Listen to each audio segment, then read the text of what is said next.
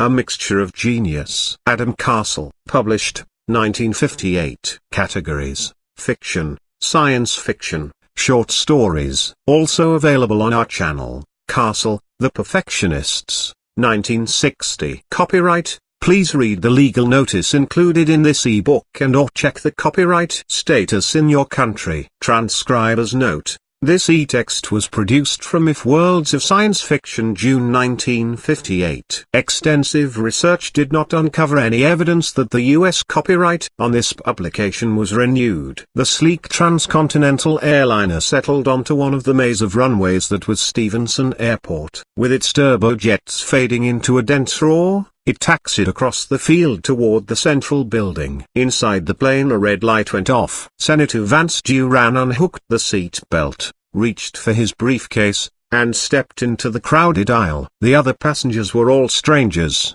which had meant that for nearly an hour he had been able to give his full attention to the several hundred pages of proposed legislation and reports presented to the Committee on Extraterrestrial Development, of which he was chairman. But now there would be reporters, local political pleaders, the dinner at the governor's, and the inevitable unexpected interruptions which were a part of every trip home. As he strode through the door and onto the mobile escalator, he donned his smile of tempered confidence in the economic future of the nation. A television camera went into action at once and newsmen formed a small circle at the bottom of the ramp. "That was a great little debate you put on with Ben Wickham last week," one of the reporters said. "You really tied him up." "You can thank Senator Wickham for arousing me," Duran answered, observing to himself that perhaps all of his efforts on the Hill did not go unnoticed in his home state, if most of them seemed to. "What do you think, Senator, of the FCC's modified ruling on the Integrated Lunar Relay Station plan?" another asked. "I haven't had time to get fully acquainted with it," the senator evaded, stepping onto the ground and out of the way of the ramp. "Say, Senator, what about the Mars Colony project?" a third put in. "How come it's bogged down?" "No comment at present," the senator said. But he gave them an ambiguous little grimace which was meant to suggest a minor but sticky snarl behind the scenes. He hoped it would satisfy them for the moment, making his escape as quickly as possible. He climbed onto the shuttle car already loaded down with the other passengers. Finding an empty seat, he folded himself into it, and was immediately joined by someone else. "Well, Senator, how does it feel to be home?" his companion asked with sympathetic irony. Duran turned, grinned, and reached for the man's hand. "Great, Wayne," he answered, recognizing an old friend who had been of no small aid during his earlier years in politics. "Say, I'd ask you over for dinner if we weren't going to the governor's tonight. Molly would love to see you." "Unfortunately I'm leaving for Washington again in the morning." "Why doesn't Molly move to DC with you, Vance?" the journalist asked. Duran hesitated. "Maybe in a year or so, after the boys are out of high school. If I get the job again." The smile on the younger man's face was heartening. "Don't play coy with me, Vance. You know you've got this state sewed up." Then came the slight frown of doubt. "Just one thing, though. A lot of people are wondering why the hold-up on the colony project. You're bound to get a little of the criticism. What the hell's wrong, anyway?" "Can't you guess?" "Yeah, I can guess. There's only one possibility. Since the government scientists assure us they've ironed out all the technical wrinkles. But it's pretty hard to believe that out of the thousands of people who volunteer every week, not even a couple of hundred are acceptable." Duran considered his answer carefully before voicing it. "Ever ask yourself who volunteers, Wayne?" The journalist looked at him oddly, then nodded. The senator took an elevator directly to the helicopter landing on the roof of the building. It was several minutes before he had located the little runabout he had bought for his wife the previous Christmas. Jack Woodvale, their caretaker, gardener, and chauffeur, was just retrieving his suitcase from the baggage lift as the senator arrived. Waiting until Woodvale had secured the suitcase in the luggage compartment and climbed into the pilot's seat, Duran squeezed himself into the cabin. A minute or two later the little craft was rising from the port, directed automatically into the appropriate channel and guided off toward the city. "How've things been going, Jack?" the senator asked. He felt good. Wayne's friendship and assurances had provided a needed boost. "Everything okay?" "I'd say so, sir," Woodvale told him. "Had a little trouble with the solar screen. The store sent a man out to fix it. It's all right now." The new power unit had been another of Molly's ideas, Duran recalled. The old crystal sulfide screen had been perfectly reliable, but Molly had thought it looked ugly up there on the roof. Molly's main faults, he decided, derived from her concern with the neighbors' opinions. "Oh, there was something else came up while I was on my way out to get you," Woodvale continued abruptly. "The state's attorney general called and said it was important you contact him immediately." Duran sensed anger surging up as he remembered the times when, as district attorney, Siglofuller had openly snubbed him. That, of course, had been back in the days when Duran had been a junior partner in one of the city's smaller law firms. He had not forgiven Lofuller, nor had Lofuller given him any reason to do so. Only the governor's backslapping mediation had allowed them to reach a politically stable relationship. The relationship did not involve Duran's compliance with the man's whims, however. "Get him on the phone, Jack," Duran said at last. "But just make one call. If he's not at his office, forget it." In less than a minute Woodvale was turning around to say, "He's in, sir." "You want to talk to him?" Duran grunted and lifted the phone from the clamp beside his seat. "Senator Duran speaking," he said. "Vance, this is Lofuller," boomed a voice in considerable contrast to the senator's own mild tone. "Something pretty fantastic has happened. We're trying to keep it quiet, at least until we decide on what action to take. But if you can make it over here sometime this evening, I'll tell you the story. You're going to be in on it eventually, and I thought you'd prefer getting in on it early." Duran had intended quite bluntly to explain that he had more important business. But there was something compelling about the man's apparently ingenious urgency that caused the senator to change his mind. "Okay, Lofuller, I'll be right over." He broke the contact and told Woodvale to dial his home number. "Ernie, this is Dad," he said at the sound of his younger son's voice. "Tell Mother I'm going to stop off at the Attorney General's this year." "That's right about that. I'll be home in plenty of time to get ready for the dinner." "Got that?" "That's right." "How's school? Something wrong?" "Okay, son, I'll see you later." Ernie had said that everything was all right, but with an uneasiness in the way he spoke. Grades, maybe, Duran thought. The boy had been doing pretty well, almost as well as Roger, but was showing the inevitable adolescent ramifications of interest. Duran found himself musing briefly upon his own youthful extracurricular forays up the tree of knowledge and sighed. "Go to the Capitol building, Jack," he said. "Which port should I use, sir?" the younger man asked.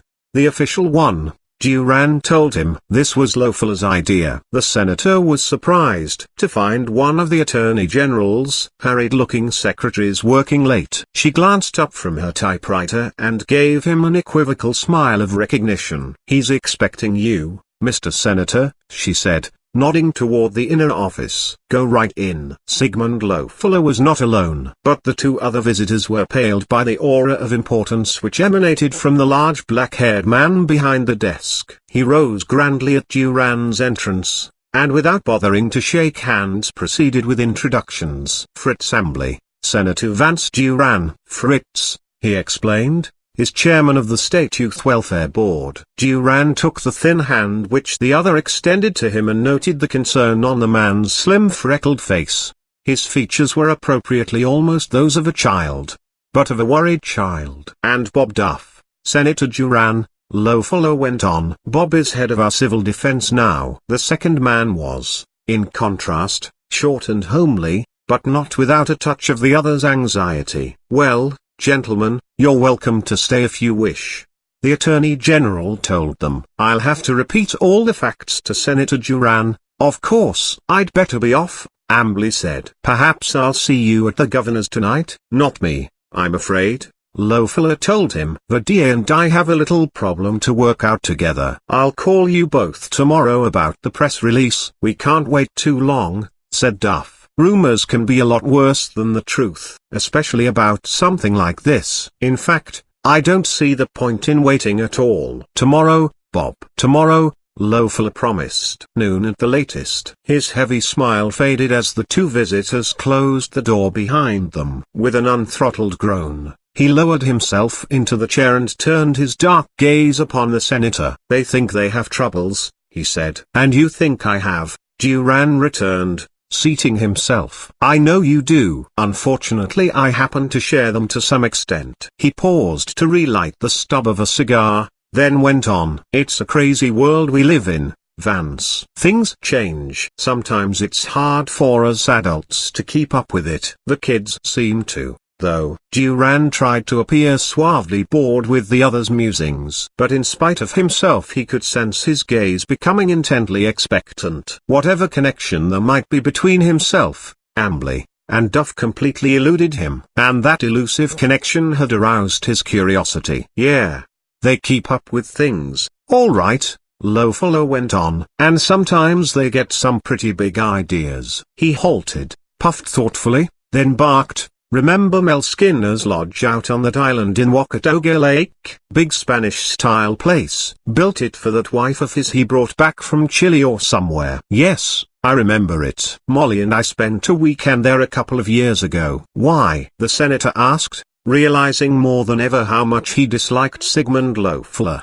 "What are you getting at?" "Well, the next time you go you'd better take along some sleeping bags," said Loeffler. "Because the house isn't there anymore." "Okay," Duran said, strangely anxious. "Let's forget the riddles and get down to business. What happened to Mel Skinner's hacienda?" The Attorney General stared at his guest for a moment, before remarking harshly, "It got blown up." "A bomb, you mean?" Duran asked. "Oh, no, nothing so crude as that. This was a guided missile with a warhead." The senator was thinking fast now, but still the pattern eluded him. "Not an act of war, surely?" he remarked. "More like an act of revolution," Loeffler told him. "Because the agents behind it were kids. Kids from our state, our city. Kids from decent homes, educated families. Bright kids, happy kids, kids with every opportunity, kids who ought to know better." "Hold it, Loeffler," Duran interrupted, rising from the chair to place both hands on the edge of the desk. "Just one question. Was anyone killed or injured?" The other man hesitated melodramatically, then looked down at his cigar number. "There was no one on the island. The place had been closed down for the winter. That's the only pleasant thing about it." Duran found it such unexpectedly good news that he was actually able to smile when he dropped back into the chair. "In other words,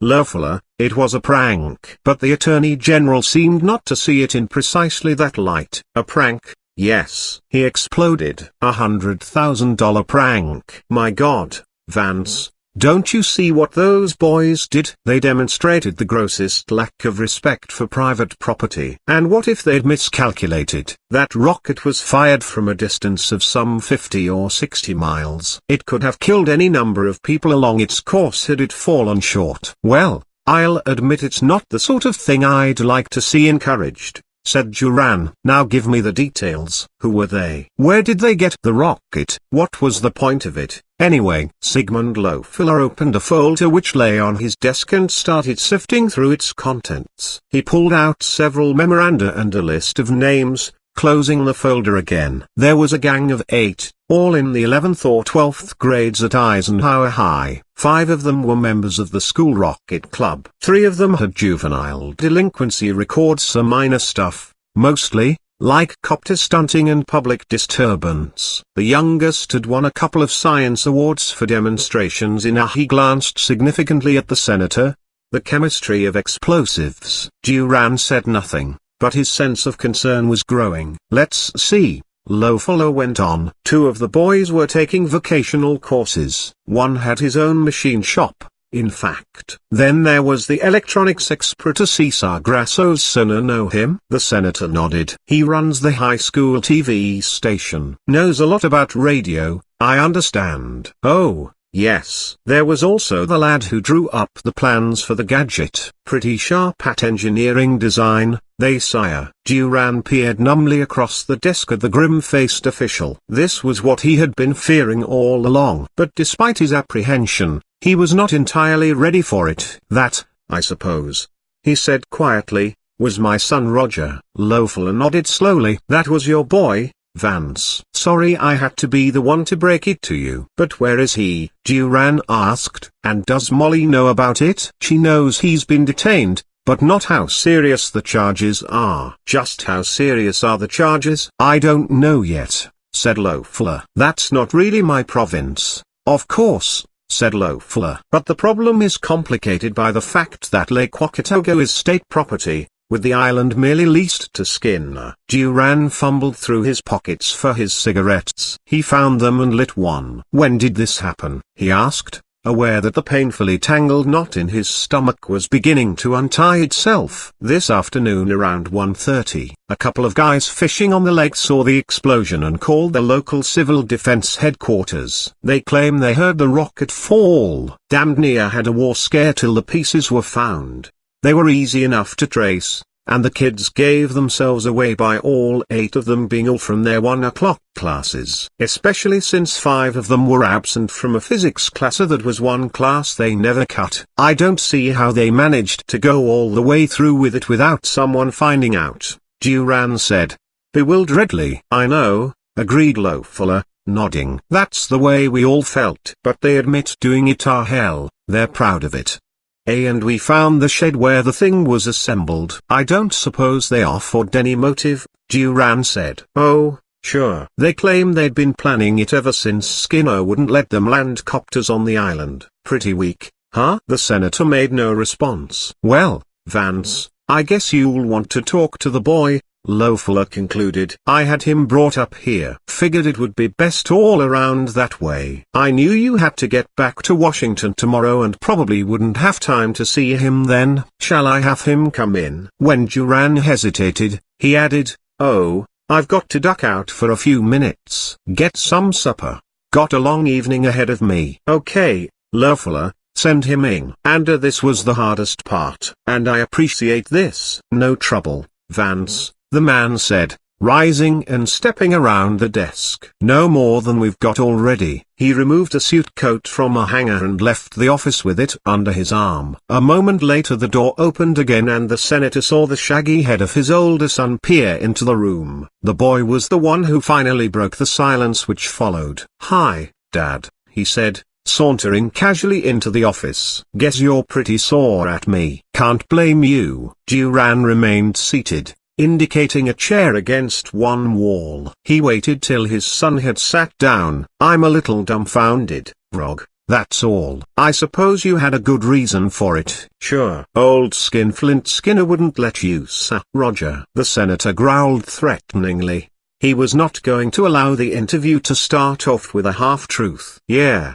but that's state land," the boy persisted. "He hadn't any right to." "Roger, I said a good reason." "Okay, Dad," he sighed. "No, we didn't have that kind of a reason." "What it amounted to," Duran said, "was that you wanted to do something spectacular like building a rocket and firing it at something. Only to be fun it had to be illegal, if not immoral. And Melvin Skinner's place seemed like the least objectionable target. Isn't that about it?" "Yeah, I guess so. Only we had just about finished the rocket before we started wondering about a target. That was the trouble. Once we'd built it, we had to do something with it." "How do you think that's going to sound in court?" "I don't know, Dad." "You're the lawyer." Duran cringed, but tried not to show it. "Roger," he said slowly, "flippancy is the easiest defense, and the least effective. I hope you won't feel you have to resort to it too often." The boy said nothing. "Well, tell me about it," his father suggested, sensing his son's isolation. "About what?" "The rocket." "Wouldn't a jet have been easy to make?" "A rocket was cheaper." The source of the money required for the project was something Duran had overlooked. However, it was, he realized, one best postponed for the present. The important thing now was to regain his son's confidence.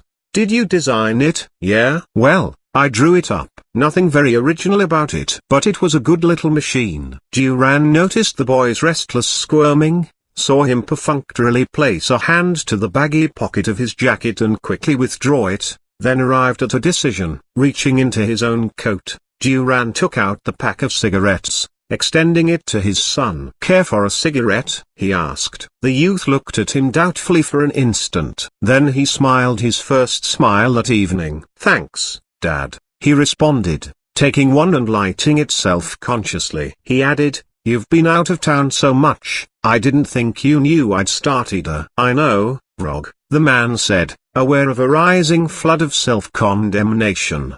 "Go on, son." "About the rocket. What kind of fuel did you use?" "Oh, nothing special. It had a liquid bipropellant motor. We used ethanol and liquid oxygen. Pretty old-fashioned.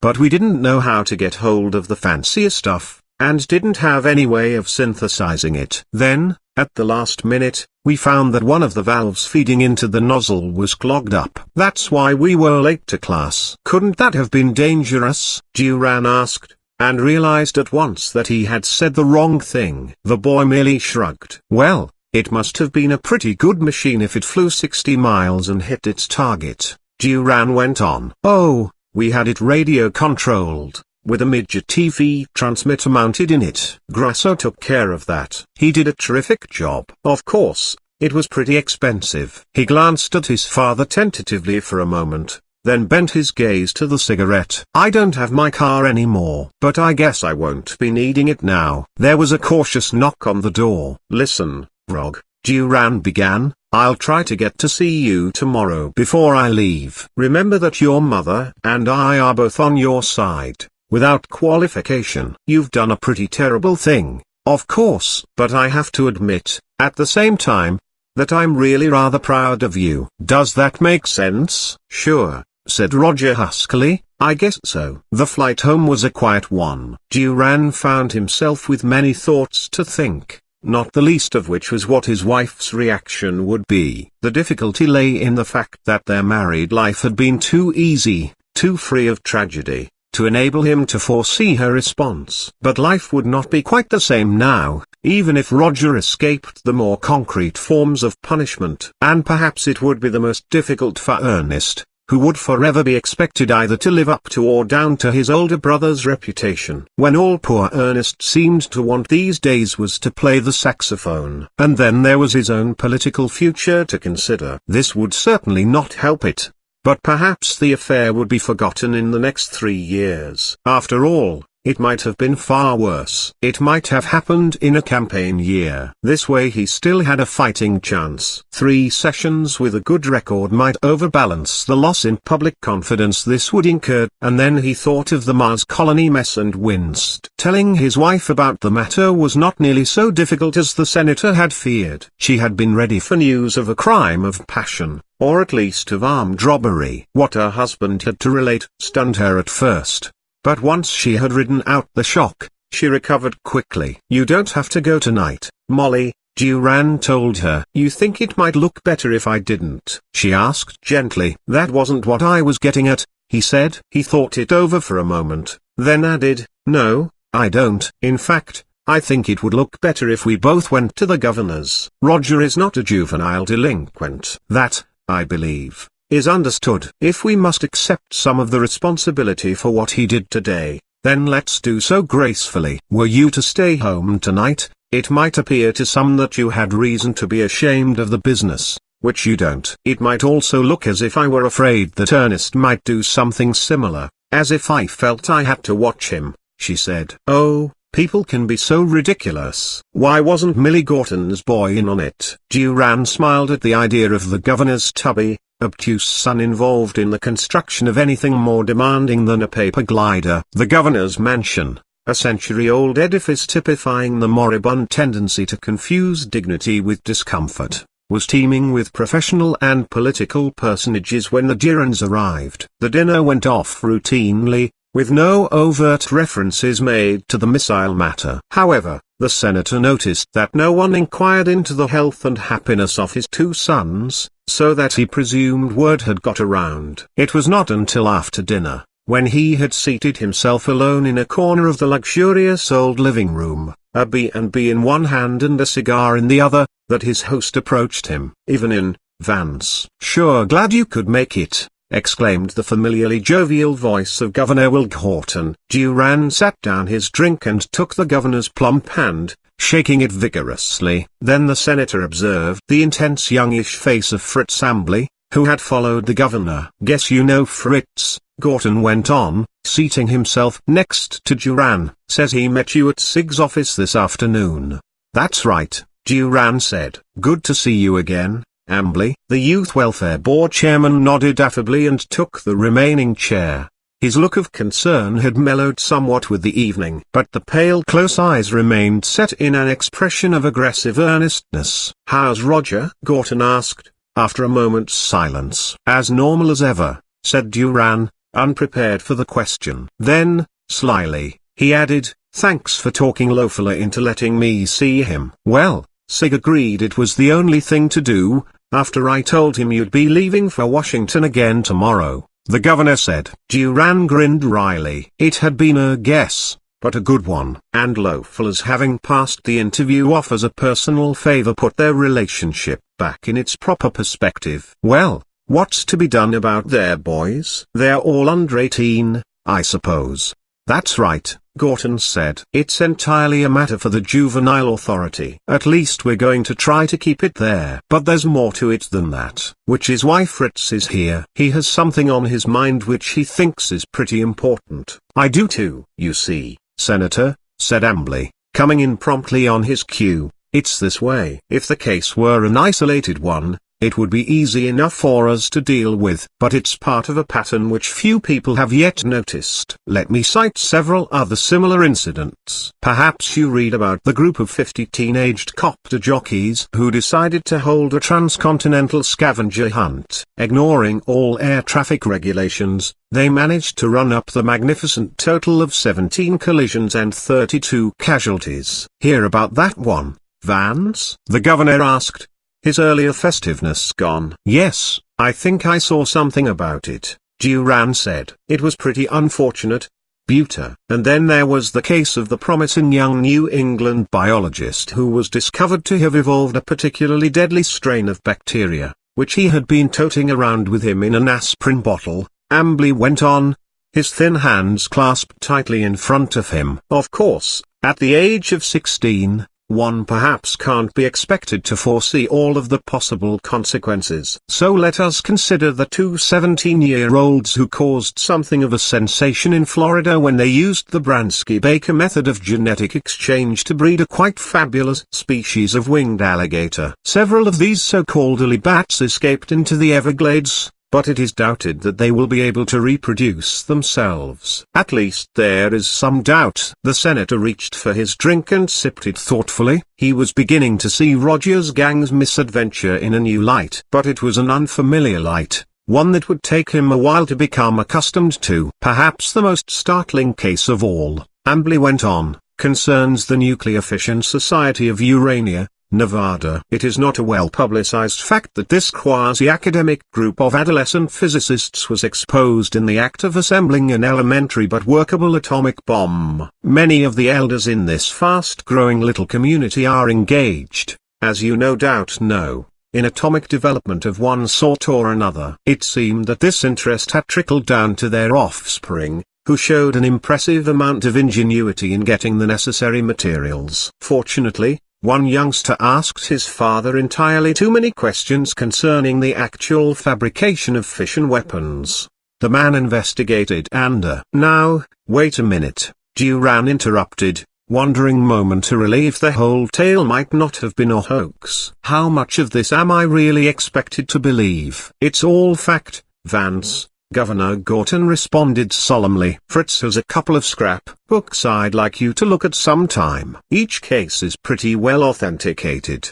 But the important thing is the pattern. It's really sort of frightening in a way. Many similar incidents have no doubt occurred of which I have no record," said Ambly. "I'd estimate that 90% of such cases are suppressed, either in the interest of national security or because the children's parents are sufficiently influential to have the story squelched." "Just as we have sat on this one," added Gorton, if the dang thing hadn't actually been shot off. Duran smiled inwardly at the picture evoked by the governor's metaphor. However, he had to admit that the press would in all probability not have learned about the rocket at all, had it been discovered prior to being launched. Still, he remarked, it's odd that the papers haven't shown more of an interest in it. I wrote an article on the subject some time ago, Ambley told him, but was never able to get it published. It seems that people, for the most part, are more interested in the traditional sordid sensational type of juvenile delinquency. Whereas, this is something different, something unique. It isn't the result of poverty or broken homes, ignorance or twisted personality. So this is a mixture of genius, knowledge, restlessness, and something else I don't think we understand. What do you suggest be done about it? Duran asked. Well, the first step, said Ambley, is to get Congress to recognize the problem for what it is. And even that won't be easy. That's where you're supposed to come in, the governor said, grinning a little guiltily. Fritz has been trying to get me to talk to you about it for some months. I've got to admit, though, that the business this afternoon involving your son was what finally convinced me you might be sold. I'm sold, Will, Duran told him.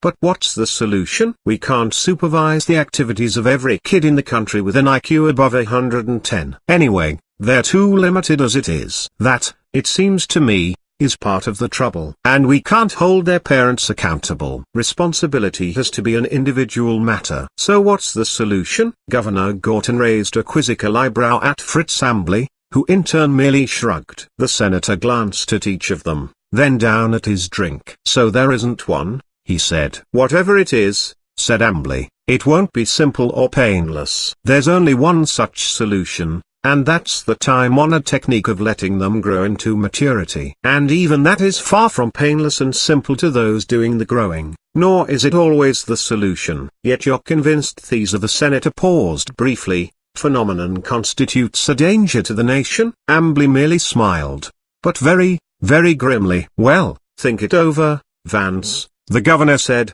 getting to his feet. Say, there are a couple of hydroponics men here somewhere who are pretty interested in meeting you. You've heard of Van Neef Industries. He's one of them. So much for the welfare of the nation, Duran thought with a taste of bitterness. Now back to politics. But he finished off his drink, and put out his cigar, and rose to follow the governor. Politics, after all, was the reason he had come. It was 2 a.m. before Senator Vance. Duran wearily dropped into bed, but he found no rest in sleep that night. For in his dreams he seemed to see a youngster walking, now through a forest, now through a city, now through an autumn countryside. And in the boy's hand was a tightly capped bottle, and the expression on his face was an enigma broken bar. Early the next morning Jack Woodvale parked the helicopter in a lot back of the city youth detention home. 5 minutes later the senator was again talking to his older son. I have to get back to Washington this morning, Roger, he said. I've scheduled a committee meeting for 10:30. I suppose I could call it off, but we've got to do something about the Mars colony project before public apathy forces us to drop the whole thing. You understand, don't you? Sure, the boy said with apparent indifference. Maybe you should have let me volunteer. You'd have solved 2 problems at the same time. Now, Roger Duran began, but he stopped, suddenly alert. Son, you weren't ever serious about that, were you? I mean all that talk I used to hear about your wanting to go to one of the planets? I don't know, Dada.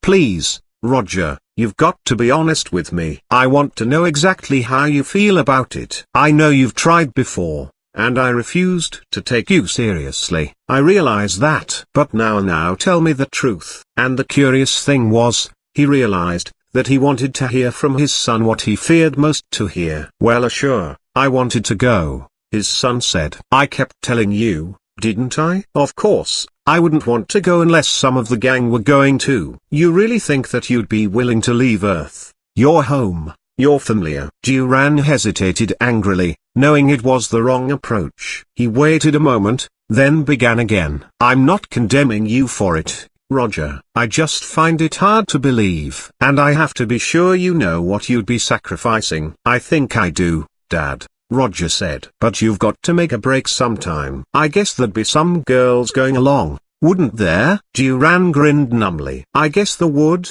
son," he said. The senator watched the land of his home state sink rapidly into the morning haze as the jetliner soared upward. It was a sight he had seen often, but never with the sense of challenge he experienced now, for every moment brought him closer to what beyond all doubt would be the toughest fight of his political career.